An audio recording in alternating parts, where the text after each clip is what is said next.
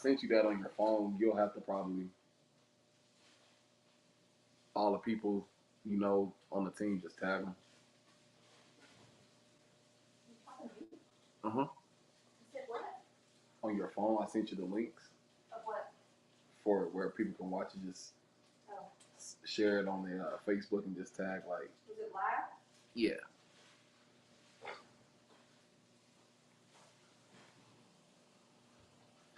You sent it on my phone? Sent it to the family chat. Or did I send it to you?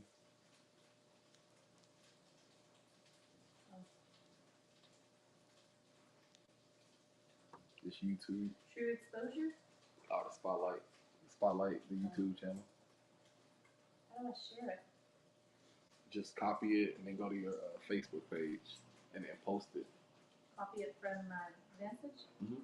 Copy that link and then put it on your Facebook page. And then Copy. Facebook. The what? And then post it and then share it like immediately again. And then right at the top, you can tag West Texas Elite. I'm pasting it right now. Just pasted. Copy, paste. And share it. Share. Post. Post. Don't say anything. And then share and then say it. Just so that link could be there. Oh. And then you can tag whoever you want to tag.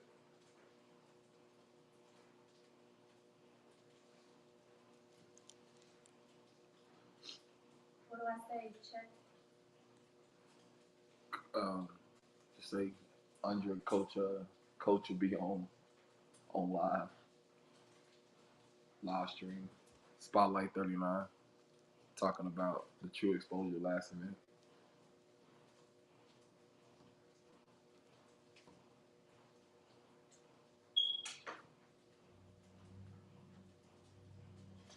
If Charlie would have never nipped my phone, I would have logged in earlier.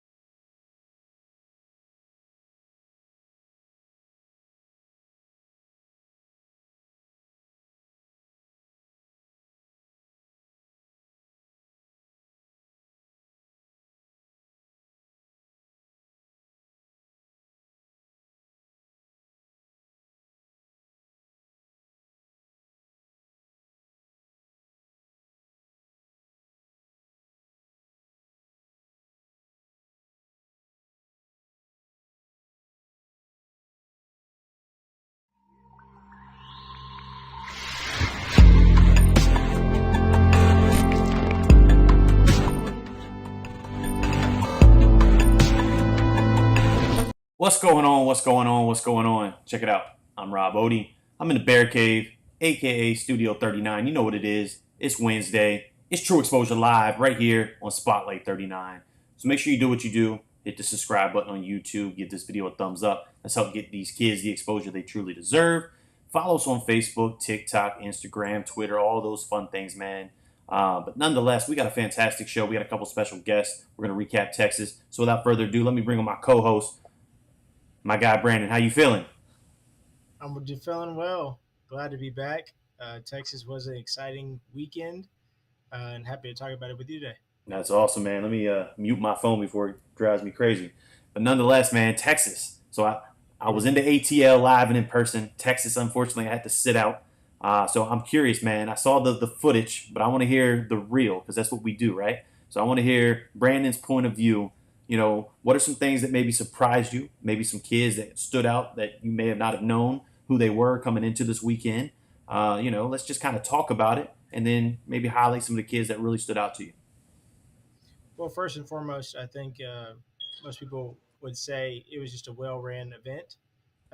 Handled some rough wind, and ultimately the competition didn't slack by any regards. In terms of players that played well or were expected to play well coming into it, you have Petaway from Houston. Has a lot of big time buzz around him, but then actually went out and made a number of plays. And to hear his legit track times, I believe he said 20.8, which was a school record. I didn't know he was flying like that, and it makes sense why his recruitment follows suit. Another name, Gerald Lacey. He ended up picking up his first offer actually over the weekend, and then showed up Sunday morning to compete for his team. And just to see the guy drive, 4 hours the night before, pick up an offer, and then want to compete some more, speaks volumes to the tournament itself.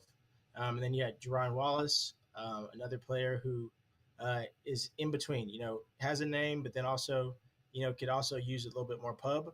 But it's also based on, how he plays that pub will be generated. For He sure. picked up an offer from Georgia State this week as well. So um, from the standpoint of kids actually gaining exposure, I think it was a good tournament.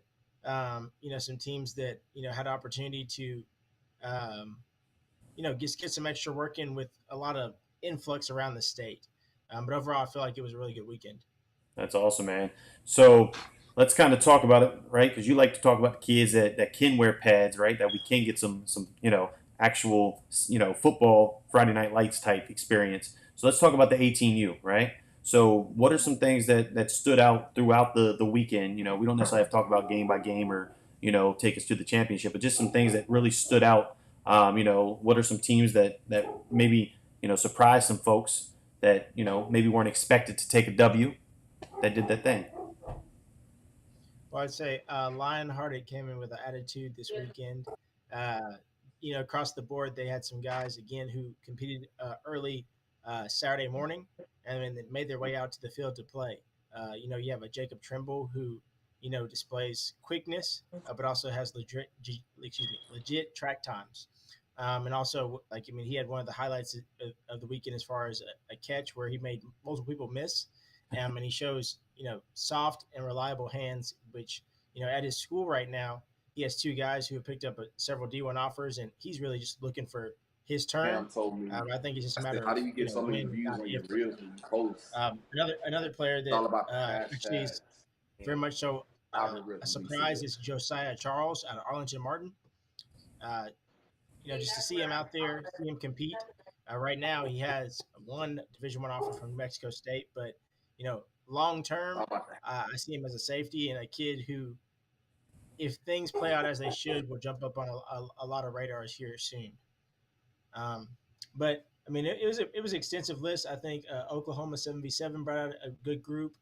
Cedric Frazier was there. Steele Wassel. Steele, had a good eye for the football in terms of dissecting what a defense was put in front of him. During the regular season, I actually saw him play Choctaw versus Ponca City last year in Oklahoma. So how was And that with some pads on? Choctaw beat them like 55-3 or 55-7. But regardless, I spent a lot of time around his teammates. One actually was at Oklahoma State right now, and then he has a defensive end who I think has the opportunity to be big. But still, one part about his game is that he's a gamer, an aspect of he can use his feet and then kind of just make a play with the football. Versus now in 7-on-7, he has to narrow down on space and make sure he takes advantage with accurate throws. So again, I think it was a full weekend, but I think some of the guests today would be able to speak more volumes having played in the tournament themselves. Look, man. So without further ado, we don't have a recap video this week. There are some solid clips all across our championship 7v7 True Exposure media platforms. So there's content, man. The media team is out there in full force. Go check it out, save it, share it, retweet it, all that good stuff, man. Let's get into the first guest. You feeling good about it? I'm feeling good about it. It's a repeat guest, so I'm curious as to how we've improved over our last conversation. Let's bring him on, man. Coach, how you feeling? Man, I'm doing good. How y'all doing today? Look, man, it's blessed, right? Blessed day. Woke up breathing God's beautiful, wonderful air. Even though there's tons of pollen here in Virginia, it's starting to feel like Atlanta did last week. But all is well, man. We got the puppy in the shot. Look, they want their exposure right now, so we're gonna give it to them. Brandon, I want you to lead this conversation if you don't mind, man. After Coach does his introduction, even though he's been on the show, go ahead, Coach. Tell us who you are, where you're from, what you do, man, why you started this organization, and anything else that you want us to know, and then we'll get into some good conversation and talk about these kids again. Man, Charlie said, "What's up, man?" That's what he was trying to say to everybody. My name is Hendricks. Owner, founder of West Texas League. We out here have kids all the way from Amarillo to Abilene to Lubbock, all out West Texas. When I started this organization was just trying based out of Amarillo. We started in-housing kids, and then as we started growing, we started out and trying to get out, outside the box and getting those Abilene kids, Lubbock kids. There's definitely a lot of kids in this area that has talent. What they were lacking was the exposure. And I felt like that I kind of changed the game out here this way, especially with the 7v7 circuit, taking these kids competing against the best. And these guys, definitely from 12U to 15 to 18U, showed up and showed out this weekend. Well, no, we appreciate you having you on. Obviously, it's always a pleasure seeing you in person. And I know you spend a lot of quality time with your kids. So, one thing that always, is big for me is, why championship 7v7? And then on top of that, how you felt about this weekend and your performance and your play overall from your team. It was a great event. Championship 7v7 is always great. Always great competition. It's always ran to the best high quality. Our parents, kids, they love the event, from the getting the gear to, like I said, the competition. From standpoint this weekend at 12U, the guys didn't win a game at all this weekend, but the 12U was really stacked. With Team AYG and True Buzz and Sooner 7, and then you have the Lovejoy team. All those teams, CC Hurricanes, all those teams, were very stacked and talented. But for the most part, on my 12U, they're 4th and 5th graders. So that's the age of 9 and 10, and my quarterback's a 4th grader. Most of my starting receivers are 4th and 5th graders, and we're going to be dropping a mixtape highlights of what happened this weekend, and you'll see these kids making plays. A lot of head tapping these 7th and 8th graders, man. And what I really like with that bunch is they like the work. When you kind of get with the 15 and 16, 17-year-olds, you start getting with the attitudes and I'm this, I'm that, but it's refreshing getting with the young bunch. They always show up to practice. They always are eager to learn, and the biggest thing that I can get as a coach is compliments from parents and you guys. My guys, 12-year-olds, they're picking up trash. They're asking questions how to get better, especially with the 18U kids. I have some 18U guys that help coach, and those guys that are helping coaching, they kind of mentored, a couple of standout guys off that 12U team. Sebastian, like I said, is my 4th grade quarterback, working with Keegan and Jet, 15 to 18. You've seen this weekend how he's developed. Also have a kid, Ryan Ramos. He plays quarterback, receivers, free safety, but there was a play that he went up and, head tapped 2 guys, and it was kind of crazy because I got mad at Sebastian for throwing the ball, but then Ryan came back and took it. I was like, okay, that was good, man. Tobias, Tylen, Will, Braden, this whole little group of bunch. It's going to be interesting to see how they grow. A lot of the coaches that, with their 18U, they said when I started with my 12U, I started with them in 4th and 5th grade. And the reason that these teams I see the reason that they're good is the development and how they're playing together. It's not so much as talent. The best talent don't just help you win these tournaments, man. There's a lot of teams that has the best talent and they go home early on Saturdays because they don't play together. And, that's kind of how I jump into the 18U group. Plain and simple, they play, in my standards, they play bad Saturday. We went 1-3. They had a tough pool play. You had a Sooner 7 team that's very stacked, like you guys were talking about. We lost that game 34-9. Kind of have to woke up. The second team we played was Lone Star, the same Lone Star that went and won the championship, and our guys put up 30 on them, beat them 30-21, and it kind of woke them up, and I think it kind of gave them their jump. And if we would have beat Grand Elite in the semi, in the Elite 8, we would have got a rematch with those guys. We lost the NXT Elite on the last play of the game. We talk about Chandlin. He had a situation that he made up for it the next day. He dropped a key pass, in the end zone that could have won the game, and we backdoor with the interception. So, what I kind of told the boys from Saturday to Sunday is like, pool play is pool play. It is what it is. But it's what you do tomorrow is what's count. The later you get, Brandon, you guys start going to the fields, it gets tighter, and the media gets bigger and bigger. And that's what I kind of told the boys, and, they lost the popular nobody the end of the day Saturday, and that's who we got first round. Sunday, they won the DR7 event. So, they're kind of, feeling good about themselves. And, our boys beat them 14-13 on the last play. And, survive in advance. That's what it's about. And I believe we played your boy Hadaway from Houston Storm. I think he plays for the Houston Storm. And he's all bit of legit of what you say he is, man. And Chandlin was guarding him over there. And he was giving Chandlin the business, a little bit. But Chandlin also played both ways for me, receiver and DB. And you can kind of, he'll say, man, I was tired, coach. That's why he beat me like that. I said, nah, he got to go on you a little bit. But, they end up beating the Houston Storm team on the last play of the game. We end up going to overtime, went for 2 and got it. And, we end up losing the Grand Elite. But that victory against Houston Storm, I think, kind of let me know this year that this bunch, they kind of got it. Going 1-3 and then beating a 4-0 team the next day and send them home lets you know that, Saturdays really don't mean nothing, man. It's about getting right and setting up for Sunday and that run at the championship. No, I like that quite a bit. And one thing that speaks to is your character, right? But one thing you have to always match character with is talent. So, you mentioned one name, but I would love to have you mention a couple of those names of, for me, guys with pads on, but some guys who don't have pads on that we need to know, of your top 5, 7 across the board. Yes, sir. So like I told you about Chandlin. He goes to Holly, Texas, which is about 30 minutes outside of Abilene. He plays, receiver, DB. It's kind of iffy. I honestly don't know where he's going to fall in the recruitment, but it's a good thing because he can play either or. Got to get into the quarterback, Keegan Anderson. He's a freshman, about to be a sophomore. He was at Abilene Cooper last year, transferred over to Abilene Wiley. I think he should be the guy for the next 3 years there. That's definitely a name that you got to remember.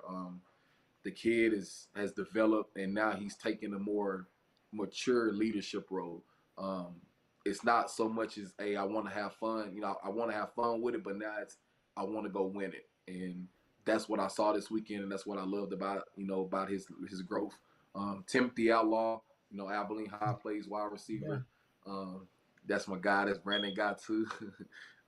Tim will be a senior this year. Receiver. I call him Baby Debo because he's kind of built like Debo Samuel. And between me, I ain't saying nothing, but I think they're going to use him like that at Abilene High this year. I think you're going to get a lot of running back, a lot of slot, a lot of moving around just to kind of get him the ball. That's all he needs to get a chance. Get the ball in his hand. He can make plays. going in a different direction, I have some 15U kids playing up. And this is the kid that you got to remember. I think he's going to be a huge hit. Darian Howard, he's a freshman, goes to Tascosa. I believe he'll be on varsity as a sophomore, but on the freshman team, he played running back, was a DN, was a linebacker.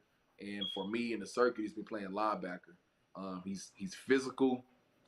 There's a reel on Texas Rank that he's taking this kid and just throwing him over, man. And it's just kind of crazy because he's already 6'1", about 200. And I don't think he's done growing. I think he's going to kind of filter out into a nice, I think a linebacker kind of safety, safety with it. Who else we do? We have Jacquarius Irving goes to Amarillo High. Amarillo High has the second fastest 4x1, 4x2 in the state, and he's part of that. Plays corner. Was a sophomore, was an all-district sophomore at Amarillo High. Amarillo High's had Eric Gray and, Caden Carr, had some kids that are leaving, but I think he'll have a year that he'll kind of put that name out there, kind of like your Major Everharts. Who else? I already talked about Chandler. Bam, Antoine Ray Shaw Jr. He plays safety for me, but he's a starting running back for Abilene High. Like I kind of told him when he joined the team, it's kind of hard to because these different tournaments that you go to, you might be able to run the ball. More than likely, you're not. So if you want to showcase your ability, you need to showcase your ability to play other positions. And he did a great job at safety for us this weekend. And at our next event, he'll probably get a little bit more offensive side, trying to showcase his ability to catch a ball. Kind of rounded that bunch off. I had a kid that, I always got to show some quarterbacks love. Jet Lopez, had a 15U kid, playing up. He only had about 4 to 5 series because Keegan took a lot. But on those 4 to 5 series, I saw enough that this kid, I'm telling y'all, in 2 years at Amarillo High, he's going to be a name that you're going to be hearing about. He's already a great leader. He has a little sense of swagger, but I think what I liked about him was the fact that he didn't complain about not playing. He took and learned the 18U, was asking questions, and when he got his reps, it wasn't a drop-off, and that speaks more, words to him and his family and the development, because at the end of the day, these parents pay a lot of money to go to these tournaments, and I had to combine teams, and and a lot of these 15U boys didn't play this weekend, but it shows their character and the character to their family, because I think we have the loudest bunch and the loudest group out there. That's awesome, man. So let me ask you this: when are we going to see you guys next? Are you guys gonna hit us at another tournament? We got Tampa coming up. You guys can go out to the Midwest, fly out to Iowa. We have some fun this weekend. That's a far one, but no, realistically, when do we guys get to see you guys again? I'm thinking World Championships, June 10th, June 12th. This is kind of, spring ball's picking up, so I know Keegan is going to be for about a month, because he's trying to, earn that starting job. Like I said, it's kind of a dead period. There's Memorial Day, I believe, in Houston. I might try to look at taking the 15U, just a 15U team down there. That's the good thing about having so many teams, man. You kind of, the 18U kids kind of getting back into their, regional tracks and all-state track meets and, spring ball. And then you kind of, like I told them, the last dance in June, kind of build up to that. And, I think for me, yeah, we won't be in Tampa, but, to play in the World Championships, that's still something to be proud of. And But man, it's gonna be the first one of its kind. It's gonna be the first one of its kind, man. We're looking at having some partners, teams come over from Europe, down from Canada, up from Mexico. We're making this thing global, man. That's what the hope and dream is. Take American football and go international, and I think we're doing some big things. So it's going to be exciting to see you guys live and in person in Round Rock, Texas, for the World Championship. So before we get out of here, man, you got anything else for him, Brandon, or are we going to let him show some love to some folks that has helped him out along the way? Go ahead and show some love real quick. Man, I gotta give love to my girl, Misty Allen. She's a teacher, Smart man. pre-K teacher, man. To be honest, man, she's she's like my sidekick, man. When I started this thing, she gave us our first jersey. She has a t-shirt business, and like I tell them, I always say we started out in t-shirts, and to kind of be having this gear and all this stuff, man, it's a blessing itself. Like I tell the boys, the reason I pour my everything into this is it kind of saved me, man.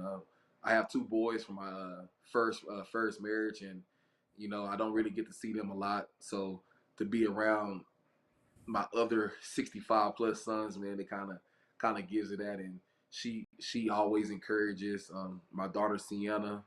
She's 15. They always go to the tournaments. They take all the craziness that goes at the 707 tournaments, the good and the bad. But I gotta shout out my team moms, Monica Woodard and Danielle Butler, all my 12U parents, all my 15U parents, all my 18U parents, and the city of Amarillo, city of Abilene, city of Lubbock, all of West Texas, and you guys for having us on, man. We appreciate you. That's big time, man. Look, I'm excited we had you on again because you guys changed it up a little bit, did some big things. It was good to catch up. So look, we're gonna let you get out of here. We're gonna bring on our next guest. Like I said, I'll see you in Round Rock, Texas, and hopefully we get you back on the show at some point, man. Open invite to any and all the kids that want to jump on, right? Have that one-on-one experience. Add that additional tool, man. So reach out to me. Super easy to find on Twitter, all across social media, man. But it was a pleasure having you back, all right? Appreciate you guys. You have a good one. Appreciate it. You as well, man. So look, let's do this, man. Let's bring up our sponsors, right? Because we can't do it without them.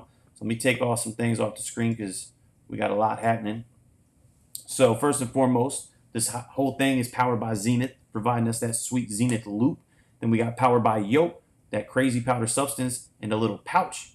You try it, changes the game, gives you that extra boost. We got Flip Sled. It was on display at our last several tournaments, man. Try it out. It's a game changer for the workout. And then last but not least, our friends at Grip Boost, providing everything you need to catch everything in the sky. So check out Grip Boost. Let's get into the next guest. It's QB1, man. He's been in the green room. I think he's excited. I'm excited to have him. Let's bring him on.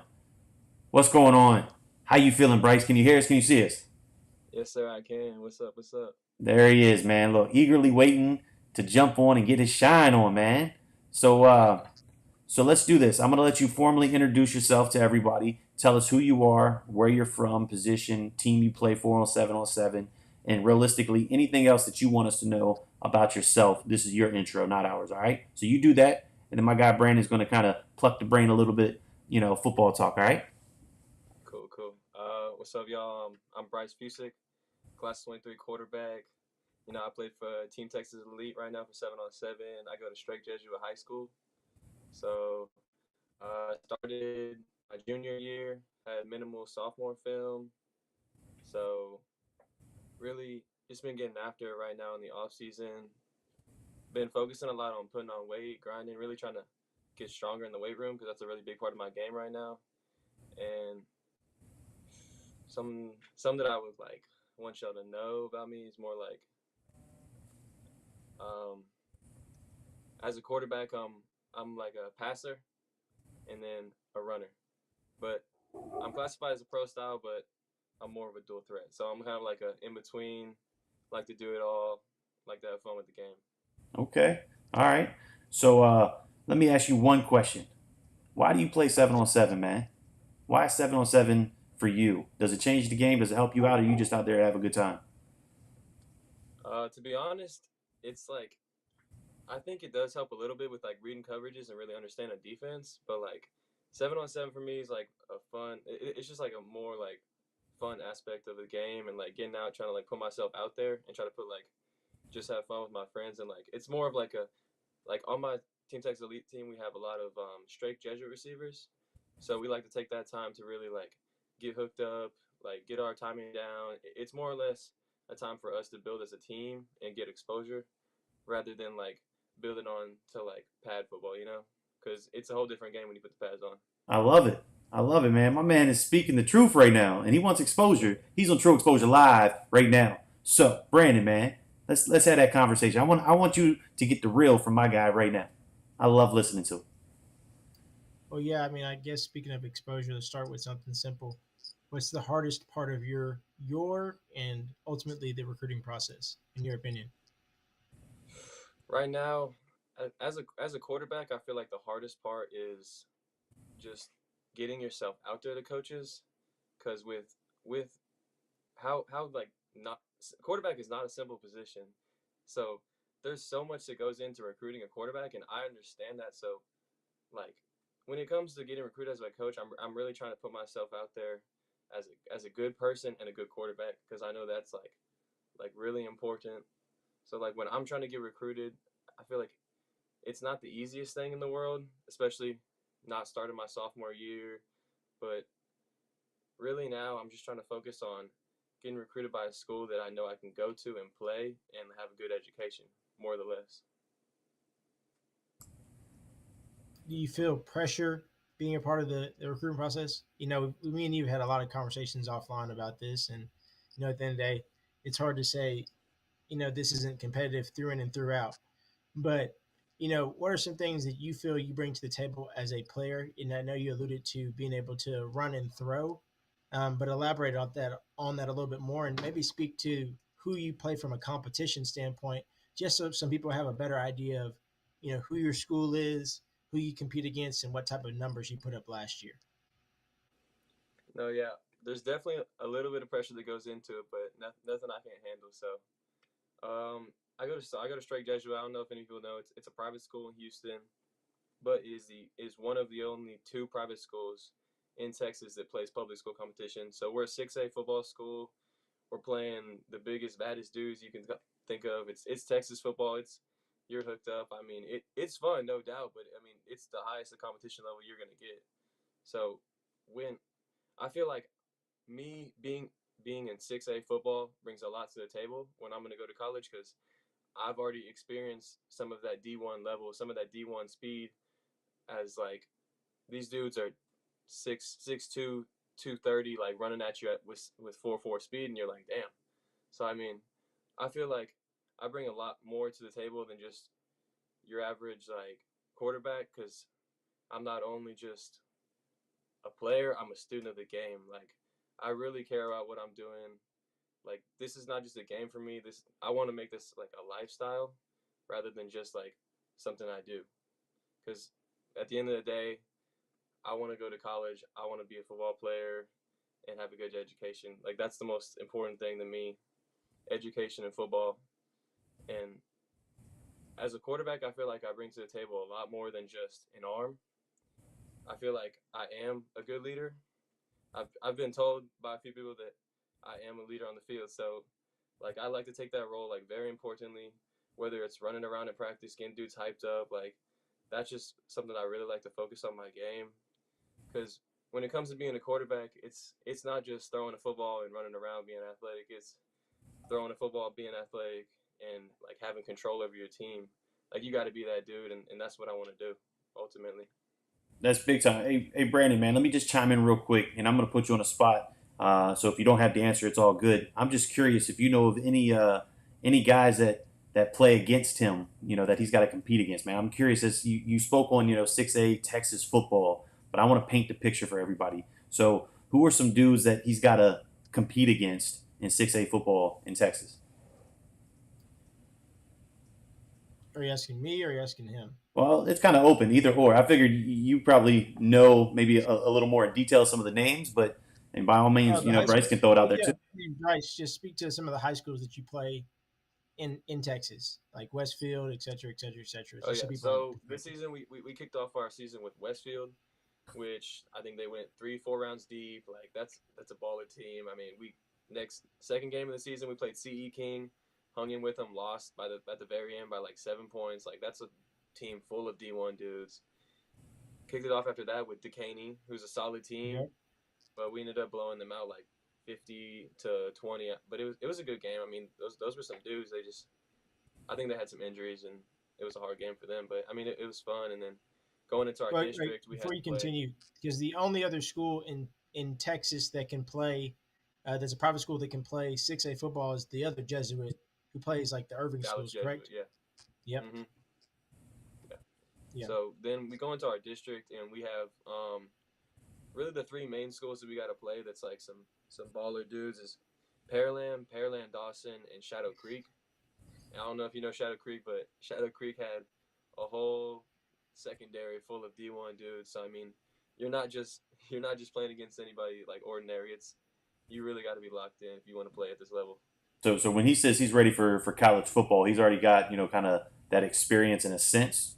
You're speaking the truth, man. Like that's what 6A high school football is in Texas. So I just wanted to kind of paint the picture. I appreciate that. So One last question I have before we get you back to some homework is simply right now. Could you go win a room? Could you win a room today? win a room, Yeah, like win a quarterback going room. to a college and win a room. Hmm. One hundred And really percent. win a team. Could you win a team? Because that's what you ultimately have to do. I 100% think I could. I think that's something I really like. I talk to my dad about that all the time. Like I feel like whatever college I go to, I think I'm gonna go in there and be the dude ultimately. Like I just have that mentality. Like I don't just want to go to somewhere and back up. Like I've never been a backup in my life. I hate being a backup. Like that's just not where I want to be. So I wanna go into ultimately a D1 FCS school, MAC, WAC, wherever, and I want to go play. I want to go win a room exactly like that. My Yeah, so man. there may be a little bit of cap on that. You never been a backup ever at anything. Only my sophomore year, Okay. split time, Yeah. split time. That's the only thing. Learn to But lead, right? Learn to lead. yes, sir. Good leader. One thing I'll ask before I let you go, and then if Rob has any questions, I'm all for it. But it's apparent to me you have another quarterback on the roster, North Shore's quarterback actually, and every time I watch you guys, I think it's always intriguing. Transparently, he plays for what a three-time state champ, right now, and he'll be the leader there. And then you play for a school where you play some top competition, but then a lot of people either don't know about it or you're kind of fighting your own battles that me and you've talked about. What is that like from a leadership perspective for you, and even competitively having a talent like that at quarterback in 2025 playing with you? And how do you take on that leadership role when somebody could say, well, why are they not just playing him? When they why are they playing him when they could just be playing him, right? No, I completely understand that question because the year before this 7-on-7 season, we actually had our other quarterback on the roster was Caleb Koger, state championship quarterback. So, I mean, I'm no like nothing new to like competition. Like I love competition. Like we bring in dudes every year, but ultimately I'm gonna be on top and be that guy. But when it comes to Caleb Bailey, you're talking about, right? I Mm-hmm. love KB. Like as as the older dude in the situation, I like to like take it as like a good time to like almost like not mentor but like teach him because I feel like he is a younger dude and I have like some knowledge I can give to him or like pass down. So I like to take the time. Not like I don't want to make it like, oh, he's my competition. I'm not gonna be friends with him. Nah, me and KB, like that's my dude. Like he he really is a really good quarterback, but I feel like I have things that I can teach him. So that's what I like to do. I like to take my game and put it into his, so that he can ultimately be a better quarterback when he's older. Like it's not just competition. Okay, I won, but like we're not gonna be friends. I love KB, like, but even when he's not playing quarterback, we put him at receiver. I don't know if you saw the last Yeah, tournament, yeah, I saw that. but I we put saw him at that. Yeah, receiver, and he was turning up. So I mean, we got a connection for sure, and that's my dude. So no doubt about it. for sure. So I guess what are the next steps for you in the recruitment process? I know you've taken some visits. I know you have some camps planned. What is your goal, and really, what's the thing that's going to really just move the needle for you as far as a college selection? And then after that, just some people that you want to thank for getting to this point in time. I know your parents should be definitely a part of that list. Yeah. So right now with the recruiting process, I feel like what I'm really focused on right now is obviously just being the way I'm getting bigger, but I'm focused up on spring ball. So I've already been in the playbook, learning the plays. Like we're pretty much ready to go for spring ball up in 2 weeks. I think a big like part of my recruiting process is going to be what coaches come out and what coaches care enough to come watch me throw in person. Because I've heard from a lot of coaches, we want to see you throw in person first. Like let's come check you out in person. But like, which dudes are actually going to come down and check me out and like care Hmm. enough to recruit me? So I feel like that's going to be a really big process, or like a really big important part of my process, is who comes down to see me. And I'm really hoping that some offers will come out of it. But I mean, at the end of the day, it's up to God. I mean, He has a plan, and that's all I'm focused on right now. Respect. And who do I want to thank? I mean, you already said, obviously my parents. My parents are great.